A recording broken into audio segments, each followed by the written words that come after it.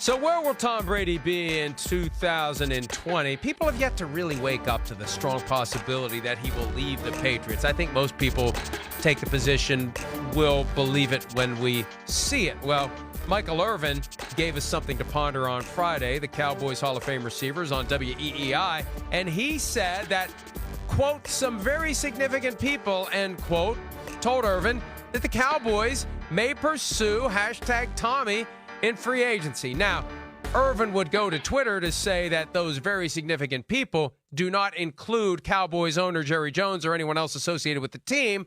He still said very significant people told him Tom Brady could end up with the Cowboys. Peter, on one hand, I look at this and I say there's no way in hell that's going to happen. They have Dak Prescott. They want Dak Prescott. He's their future. He's their present. On the other hand, I look at how Prescott is squeezing Jerry Jones right now, and Jerry Jones is desperate to win a Super Bowl. Would he be willing to get what he could for Dak Prescott, tag and trade, and bring in Tom Brady and load up the cannon with Mike McCarthy for a one-year run to try to win a Super Bowl? I mean, of all the crazy things we've seen in the NFL over the past few years, this one would not be the craziest if Jerry Jones would decide to do it. I don't think it's that crazy either. I think it's unlikely, but I think the biggest question in that scenario, Mike, is what would you get for Dak Prescott? I mean, the big question right now is what really is Dak Prescott's value? Look, he's a very good quarterback, but he's also due to get a huge payday.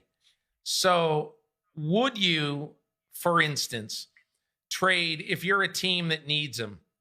If you're a team that needs a quarterback, would you, let's say you're the Chargers, would you trade the whatever it is, the 7th pick in the second round, maybe plus something else, for Dak Prescott, and then immediately pay him $35 million a year, which we all keep hearing that the Chargers are not exactly flush with cash.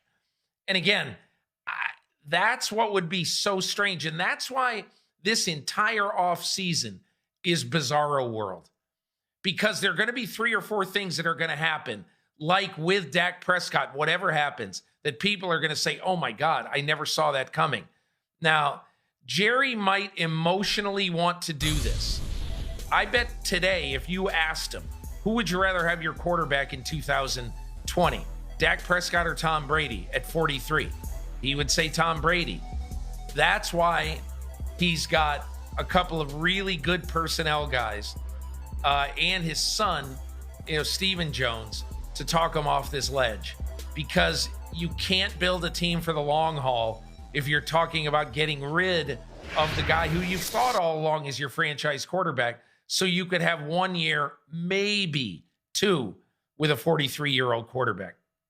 And I'm fascinated by what it really would take to sign Dak Prescott if he were a free agent, free and clear. What would his market be? Because, see, the problem is once you start using franchise tag, the contract is driven by the value of the tag. If they use the exclusive tag on Dak Prescott, current calculations put that at $33.4 million for the first year. 20% raise for 2021 makes it $40 million for a second year. That's how you start putting together these gigantic numbers and justifying them.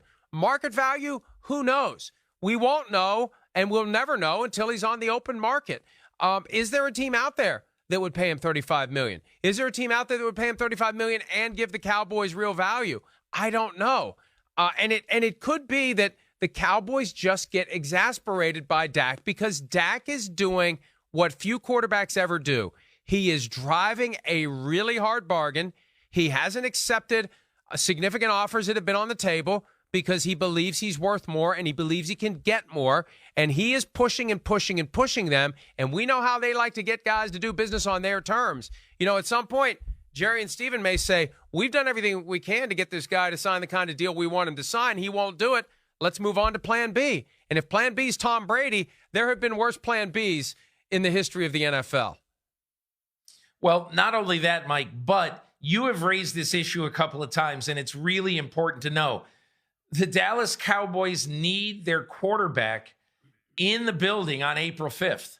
They need their quarterback in the building then, because it's a new offense, and especially if it's going to be a new quarterback, he's got to learn all his teammates. So in my opinion, if they know that there's a good chance that Dak Prescott isn't going to show up till Labor Day weekend and he'll just take these huge fines, then I think they might say, okay, maybe we do need to go to plan B now.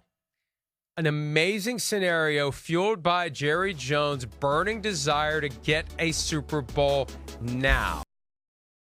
Hi, I'm Mike Tirico, and thanks for watching. Make sure to hit subscribe for the latest news and highlights from NBC Sports.